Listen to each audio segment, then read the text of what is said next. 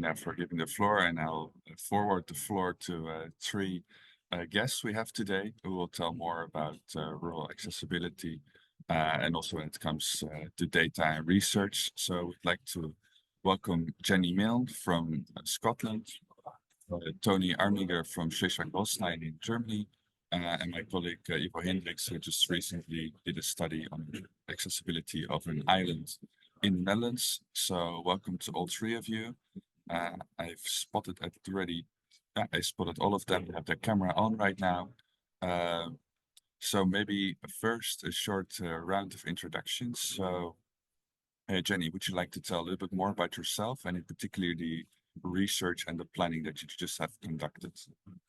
It's good morning from me, but it's good afternoon for you guys. Jenny Milne, as I say, in Scotland. A bit of snow outside, just to give you a bit of context, so we're still in winter.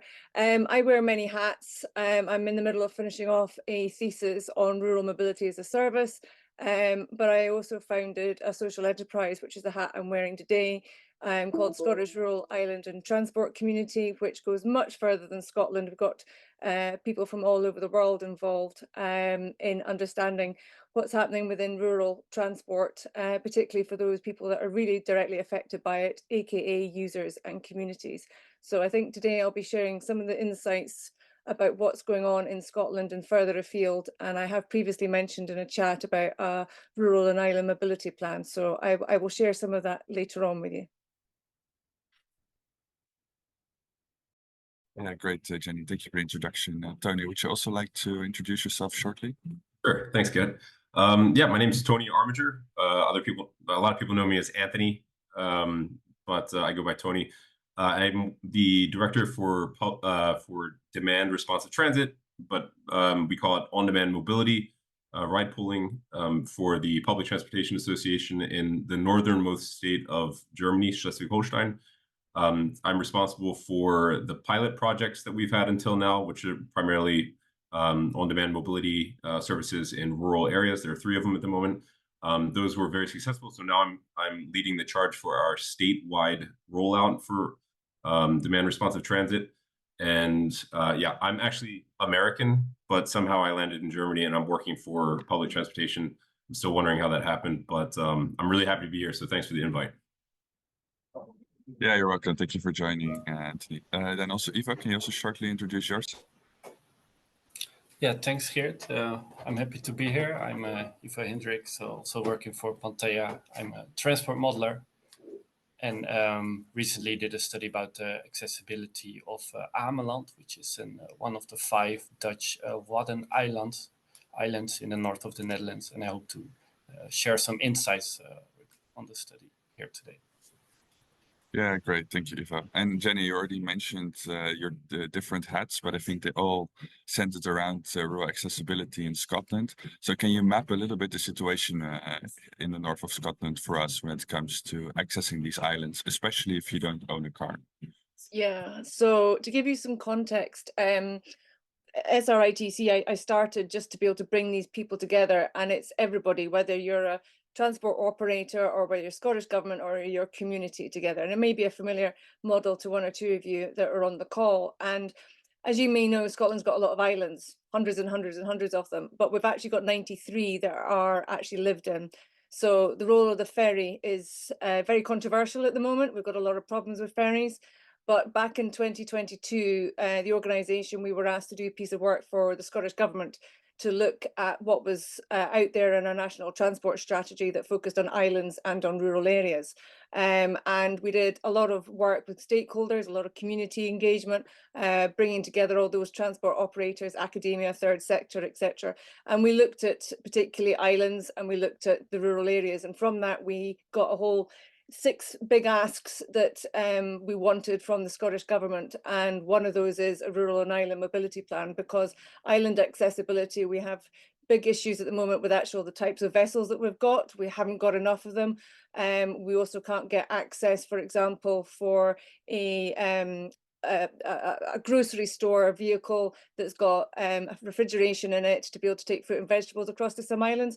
They can't even get fresh fruit and vegetables at the moment. So we're talking about absolute essentials and daily requirements that are a challenge at the moment. So we've done an extensive engagement on this, and this is feeding into our rural and island mobility plan. So if there's any islanders on here, I'm sure our fellow Scots would love to hear from you about what opportunities and what challenges you're facing as well, because the isolation, the exclusion, and the challenges that they're facing at the moment from a business operation perspective as well for tourism is really, really serious. Yeah, it's very pressing. Yeah, I can imagine. And thinking a little bit, we also go a bit more deeper into those issues and also how to measure those. But I think it's a nice bridge to Ivo, because I think you know a lot about ferries and issues with ferries. So can you please tell a little bit more about the study?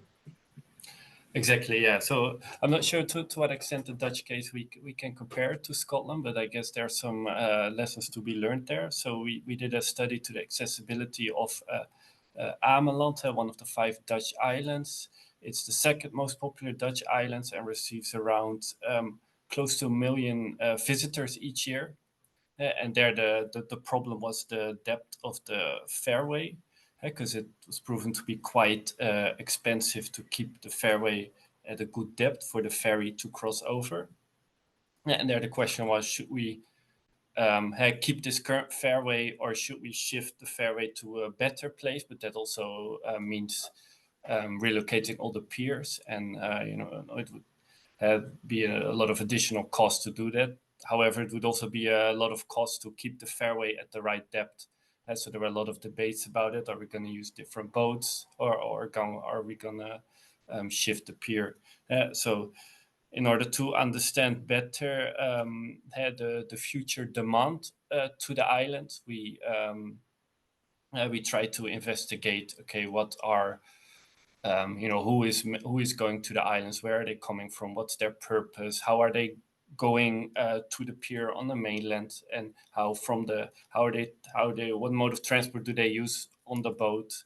Are they going by car, by foot, by bike, and how do they go from the island to their final destination? So we try to map all those transport flows in order to find the right solution for the people that want to go to the islands. Yeah, because it's essential that the islands keeps on being accessible. Because for some of you don't know, the sea in the Netherlands is quite tidal. So at certain points, the sea is almost dried up. And only the ferry can only cross, of course, the moment when there's high tide. But because of sedimentation, actually the fairway gets blocked and needs to be dredged, which costs a lot of money. So they're indeed looking into alternatives, which different routes, but I think also different policies as well, right? To discourage people with coming by car to their ferry, because the more cars in the ferry, the deeper it goes, right? Exactly. That's one of the things, because now you can go by car across the ferry, which is very convenient for the tourist.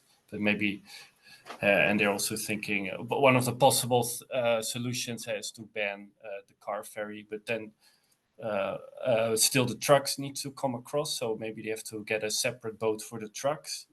And are they going to use smaller trucks? How are they going to organize? It's a lot of questions that needs to be solved there. Yeah, exactly. Let's get into that a little bit later. Let's make the next bridge to Tony, because Schleswig-Holstein also has some bottom islands, I know. But I guess that your focus is a bit more broader than only islands. So can you tell a little bit more on the issues in Schleswig-Holstein when it comes to rural accessibility? Yeah, definitely. It's funny because the integration of ferries into our new on-demand mobility software was actually a very intricate and important thing for us. So we are actually making sure that ferries, for instance, primarily across the Bay Area, so from one side of the mainland to the other side of the mainland, for instance, the Schlei region, SCHLEI, we have 2 ferries there, and we're using those to actually bring the shuttles across. And they have to work in tandem with the actual, information, the data, the timetables, and everything that needs to work together. So it's very important. Schleswig-Holstein, it's a state. It's very in the northernmost state of Germany. So we have also the North Sea and the Baltic Sea coastal areas. Basically, it's a total area of 15,000 square kilometers, which is a little over 6,000 square miles. We have a total population of nearly 3 million people. 60% of that live in rural areas as of 2020, and it's also a very touristic state. So a lot of people throughout all of Germany and also Denmark, for instance, they come to Schleswig-Holstein, especially during the summer, to go to beaches and whatnot. And of course, we have a lot of people living there along the coast as well. So it's still very much car is king and queen. The bus lines we have going, they drive fairly regularly, but it's also not super attractive to jump in fully into public transportation. So we're working on that with using supplemental services like demand responsive transit. And I can go into that a little bit more in detail when we come to the next topics. We have various demand responsive forms of transit in Schleswig-Holstein at the moment. We talked about this in our breakout group. We have the community bus, we have the digital ride pooling, we have public transportation taxis and whatnot, but they're scattered throughout the state, and there's no real one shoe fits all. So that's why we're doing a statewide on-demand mobility app. And we're trying to get that, basically make public transportation more accessible and attractive with that. Yeah, sounds very interesting indeed, because you have to cover also a very large area, as I understood. So 3 million people sounds a lot, but regarding the density, then it's not so much maybe. My next question actually to all, but for you, Anthony, first is then what kind of role plays data in your mobility planning? So in understanding where are the accessibility gaps, but also in building the solutions, for example, that's DRT. So can you elaborate a bit more on that? Yeah. So what we've been doing, so basically I've been with the Public Transportation Association since 2020. So this digital on-demand mobility, the ride pooling that I'm covering especially, is fairly new with our public transportation network. But it's very important that we optimize not only this form of transit, but also especially generally the public transportation network. So we see this demand responsive transit in general as a supplemental service to public transportation to optimize it and to make it more attractive. So what we've been doing is we've been working in close collaboration with our bus colleagues who are responsible for the bus lines, and also slightly with our train colleagues who are dealing with the train routes. And we take socio-demographic data from the various municipalities. We analyze that. We also get passenger data, how many people are riding on the train lines, the bus routes, and where do people get on, where do they get off. We look at all of this, and we also take the socio-demographic data in certain rural regions, and then we say, okay, where can a demand responsive transit, for instance, work? Where does it not work? How can we take the bus routes and change them along certain regions or in certain regions so that it fits better to the demand responsive transit network? This data is actually really important. What we get from the new on-demand mobility software provider is actual data analysis, an actual data analysis tool, and it spits out so much data that, I mean, I honestly feel like a child on a playground when I see this data, and the way it's displayed for us to analyze is very helpful. And we take this data, for instance, heat maps, and we look at it, and we can see exactly where people are especially using the service, where they get in, where they get out. And then we can take the virtual bus stops that we use, which are programmed into the system. And if we see that these virtual bus stops are being almost never used, then we can either take them out, or we can to optimize the efficiency of the entire algorithm, or we can put in more bus stops, virtual bus stops, to make it more accessible for certain people. And that has been super, super, super helpful until now. Yeah, great. You can really simulate then indeed the interventions you're planning. And also great that you can make the connection actually between some socio-demographic data and that you maybe have some expected travel patterns from there, but then you also can compare it with actual travel patterns coming from the DRT application. So that all sounds very interesting, and would love to ask you 100 questions more, but maybe also to involve the others. So Jenny, does it sound familiar, some of the data that Anthony used? Or maybe it's some data you would only dream of being I'm going able with the also latter to... there. We're going to dream of it. So we have a lot of data for end users, a lot of data. We've also got a national islands plan that has been under consultation. So islanders have been extensively, actually I'd use the word exhaustively, consulted. And that's a lot of data that's there. We have a national transport survey, but I have to say I've recently discovered, wearing my PhD hat on, that not many rural and island people fill that in and complete it. So they don't have a representative data set for rural and island areas. Backtrack just a wee bit, and I mentioned the Rural and Island Mobility Plan, which was actually inspired by the previous SMARTA, where there was work undertaken to look at countries that had this. We started working on that in 2020.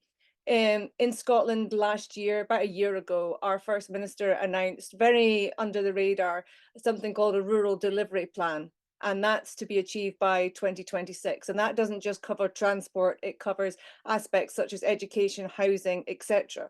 And we're contributing quite significantly to the transport element of it. And I say that because within the Rural Delivery Plan, they launched just a couple of months ago a data dashboard. And we are just going through the processes over the next couple of months of actually working out where the data gaps are. There are lots of them, but we want to co-create this so that actually we're going to get the right data for the right things going forward, rather than just asking for blanket data. We also have challenges where you're talking about buses and trains and ferries connecting up. That does not happen here. If it does, it's on a very rare occasion. We're also not allowed to, if a ferry is delayed coming in, we can't hold the bus for 10 minutes because that bus operator may end up with a financial penalty from the traffic commissioner.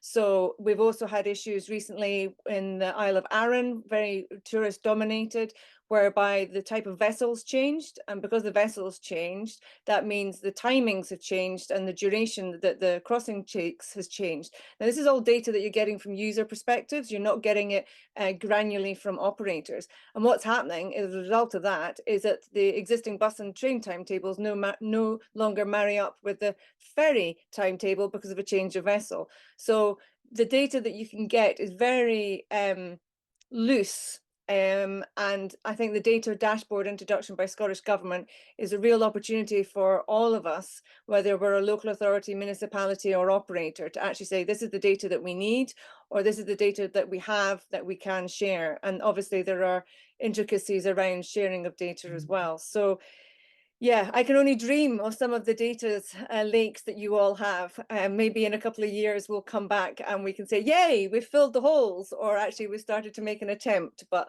watch this space is all I can say. Yeah, and it's a step-by-step process, of course, where more and more data gets available and more data can be stored and surfaced as well.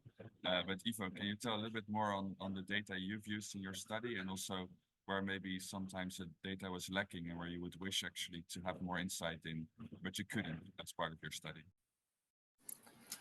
Yeah, I think we were also partly quite blessed in amount of data that we got available to map all these journeys that these people that go to the island, what kind of modes do they use, what kind of purpose that they use. But we needed a lot of detail in the data. So we were blessed, for example, with the local tourist office of the island that had a really good overview of the tourists that came to the island, why they went there, and also partly why they used which mode of transport, and what they use, and the reason also why they use this mode of transport. We got data from the public transport operators, data of people entering and exiting the bus stops on the island and on the mainland. But we also called around, for example, to bike rental agencies to kind of estimate, okay, what the people that exit the boat, what share uses the bike. We called taxi companies. We got car counts on the pier.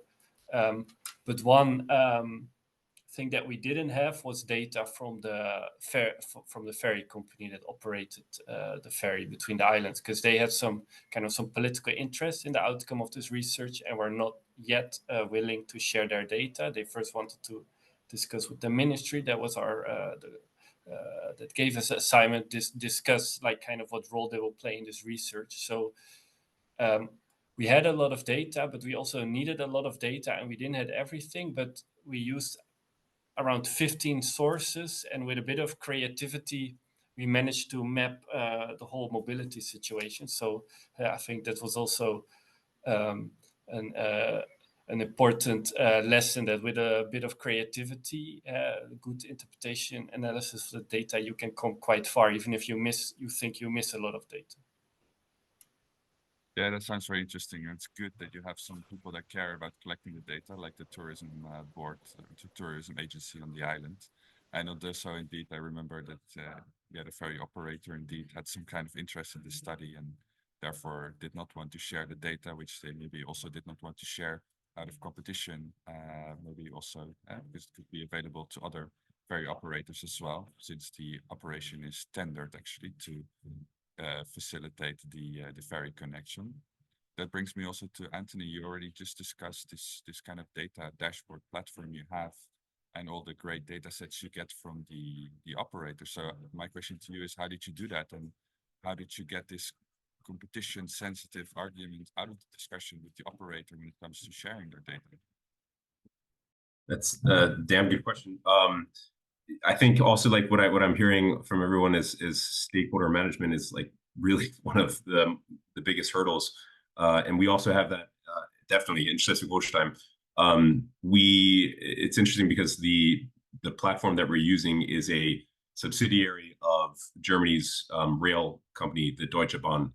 It's called IOKI, IOKI. And of course, you know, we have various other operators in Schleswig-Holstein that are not the Deutsche Bahn. The Deutsche Bahn also does some of the, is responsible for some of the regions when it comes to bus routes. So, you know, getting everybody on this platform, it wasn't as big of an issue because our counties are the ones who are the contractors. They subcontract the operations out to companies like the Deutsche Bahn. So they basically have to do what the counties say, and us being the state, we say here we have a platform where you the counties, you can get your operators onto it. There was a little bit of resistance in the beginning, but we got them all on board. When it comes to ferries, though, what we do notice is, I mean, we have the data from them, but what we've noticed is when it comes to implementing, for instance, a supplement to public transportation on the islands, the ferry companies don't really want to get on board because they make most of their money also from the cars that come via the ferries. So there's a lot of resistance when it comes to that. But the data in general, it hasn't been that much of an issue to collect that. Something interesting that we're doing is we're collecting various sources or various data sets from various sources. So for instance, weather, events taking place in the area that could potentially boost ridership at a specific time. And also the general peak times for our public transportation. We're taking this data and using artificial intelligence. I literally just procured this last 2 weeks ago.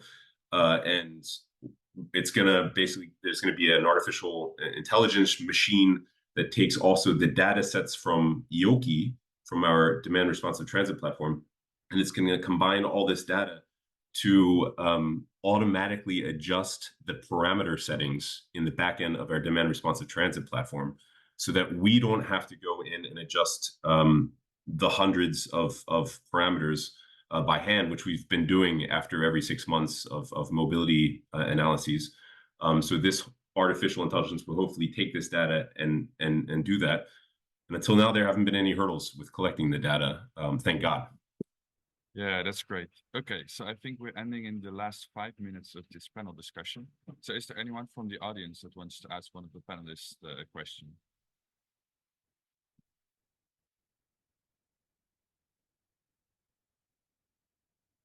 Okay, if not, then not, then maybe I want to ask. Yeah. No, good. Sorry, Sorry, Georgia? sorry, I have the camera that is not going. No, Yeah. the impression, the impression that I have, especially what Anthony say, it's a discussion about IT and data more seem to me, if I close my eyes, more close to conventional public transport for big town. You know, the rule of IT, the data collection, the arrival time to the stop, and so on. I think it's a problem. The technology is already a problem for small operator, a small town, and you find technology in a big town, a big operator. I think I have the feeling that this discussion is not to close the problem in rural area, that from technology and from data. This is only the feeling, this is the feeling. Can I come back in on that? And I'd actually also add it's not just about technology, because a lot of community-run transport operations in the UK don't have the technology. They're using Excel documents to do timetables and to do drivers. So we have a bigger gap, I think, than compared to cities and urban areas when it comes to data collection and how we do data collection, because we have a bigger variety of methods that we use to adopt, and very much, obviously, many times low tech. So you're right on that. And the other thing, I wouldn't mind just asking you guys, if anybody has a country or an area where you collect emissions data, because we haven't talked about decarbonisation or emissions, but we do not have in Scotland any real substance to data for emissions. And whether that's ferry emissions, whether that's bus, train for a location. So where my academic hat on, is very difficult to actually say, how can you make a transition, do a just transition, look at decarbonisation as part of your data set if you don't actually have an original set to work from.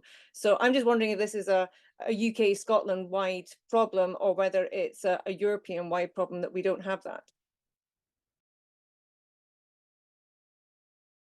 Yeah, when I think it comes to measured data, then this maybe is indeed an issue. I know that there are some how to say it, like core indicators or proxies on the European level, that, for example, 1 vehicle kilometer by car emits about this kind of grams of CO2. So there is some study on that, but I believe that actually from measuring the actual CO2 emissions, it's quite a complicated project throughout Europe. But if you have good practices, I fully support Jenny's call. Please let her know and send her the documents, the studies you have.